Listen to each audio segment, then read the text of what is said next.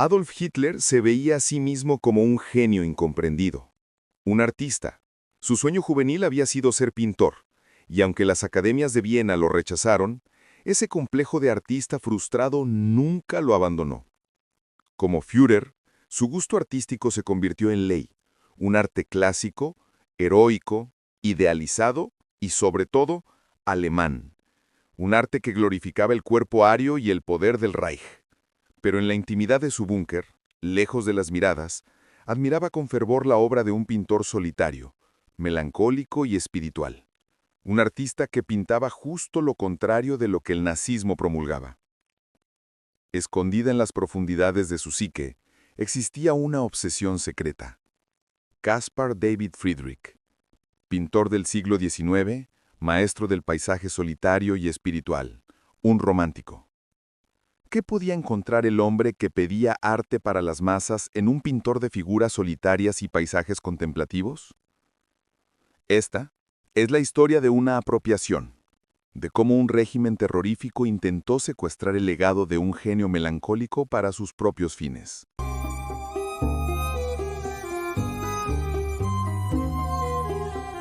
Bienvenidos a La obsesión secreta de Hitler con un pintor romántico. Para entender esta historia, primero debemos entender al artista. Caspar David Friedrich nació en 1774 en la región de Pomerania, cuando esas tierras pertenecían a Suecia. Su vida estuvo marcada por la tragedia desde niño. La muerte de su madre, la pérdida de hermanos y un evento traumático que lo marcaría para siempre. Ver cómo su hermano menor se ahogaba bajo el hielo frente a sus ojos. Se culpó de esa muerte. De esa oscuridad nació su arte. Ese dolor dejó una huella indeleble en su pintura. Melancolía, trascendencia, un deseo de captar lo que está más allá de lo visible. Friedrich no pintaba paisajes comunes, pintaba paisajes interiores, pintaba estados de ánimo.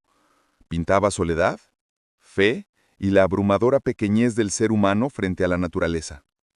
Sus figuras, casi siempre de espaldas, nos invitan a detenernos, a mirar con calma la inmensidad que nos rodea. Sus cuadros son silenciosos, espirituales, místicos, no hay héroes ni batallas. Hay monjes, caminantes y una sensación abrumadora de lo sublime. Esa extraña mezcla de belleza, terror y la pequeñez del hombre ante el vasto cosmos. Friedrich no buscaba aplausos, buscaba preguntas. Friedrich era un nacionalista cultural, no político. Amaba el espíritu alemán, su folclore y sus paisajes, pero no era un expansionista. Su patriotismo era poético, no militar. En contraste, Adolf Hitler era un hombre marcado por el rechazo, 2 veces expulsado de la Academia de Bellas Artes de Viena.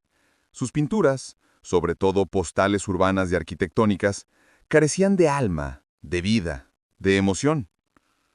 Ese rechazo no solo hirió su orgullo, envenenó su mente. Creó un rencor que buscaría vengarse de todo el establishment artístico que lo despreció. Un rencor que definiría su vida y su visión del arte como arma de propaganda. Cuando llega al poder, su venganza se hace ley. Declara la guerra al arte degenerado. Todo lo moderno, abstracto o que desafíe su visión simple de la belleza. Impone un arte de propaganda, vacío, musculoso y falso. Pero aquí llega la paradoja. Aunque condenaba el modernismo, Hitler y su arquitecto, Albert Speer, vieron en Friedrich algo útil. No al Friedrich espiritual, sino al símbolo del Heimat, la patria, la tierra, una identidad que podían reclamar como propia. En sus cuadros, como El cazador en el bosque o Árboles con cuervos, veían bosques alemanes ancestrales, un pasado mítico que encajaba con su narrativa de pureza racial y destino manifiesto. Speer, en sus memorias, escribe que Hitler admiraba profundamente a Friedrich.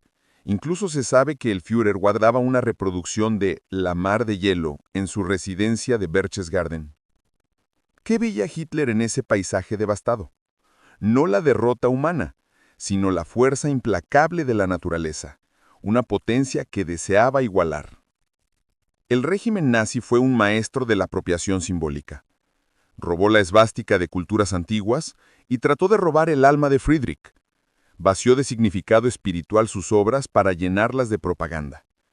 La figura solitaria del caminante sobre el mar de nubes dejó de ser un hombre contemplando su pequeñez ante Dios.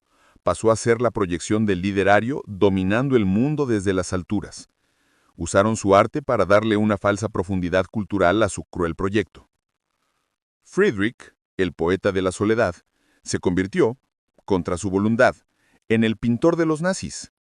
El secuestro fue tan exitoso que tras la guerra, la imagen de Friedrich quedó empañada durante años en muchos países. Se lo presentó como el pintor de los nazis, un estigma que la crítica de arte tardó décadas en deshacer. ¿Cómo se limpia la reputación de un artista después de algo así? La gran pregunta es, ¿podemos separar el arte del artista que lo admira? ¿O de los regímenes que lo usan? ¿Friedrich fue víctima o cómplice en ese juego de poder?